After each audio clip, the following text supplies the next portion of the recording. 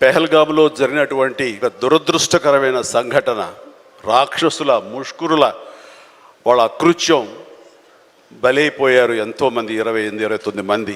ఈ సందర్భంలో మన రాష్ట్రం నుంచి ఒక 2 యువకులు వాళ్ళకి బలైపోయారు. అండ్ ఇది చాలా దురదృష్టకరమైన సంఘటన. అలాంటి బాడీని ఆయన రిసీవ్ చేసుకుని వారి కుటుంబాన్ని పరామర్శిస్తున్నారు. మరో పక్కన ఇక్కడ తెనాలి అనుకుంటా, ఐ హోప్ పవన్ కళ్యాణ్ వెళ్ళి పవన్ కళ్యాణ్ వాళ్ళని పరామర్శిస్తూ వాళ్ళకి మానసిక స్థైర్యాన్ని, ధైర్యాన్ని ఇవ్వడం కోసం తమ వంతు కృషి చేస్తున్నారు. అండ్ వీళ్ళు చేసినటువంటి ఈ ప్రయత్నాన్ని మనస్ఫూర్తిగా నేను అభినందిస్తూ, అలాగే ఆ కుటుంబం 50 మందికి, అలాగే ఇతర రాష్ట్రాల్లో ప్రాణాలు అర్పించినటువంటి ప్రతి ఒక్కరికి హృదయపూర్వక నా కండోలెన్సెస్ని, సానుభూతిని తెలియజేస్తూ వాళ్ళ ఆత్మశాంతి చేకూరాలని సభాముఖంగా నేను కోరుకుంటున్నాను.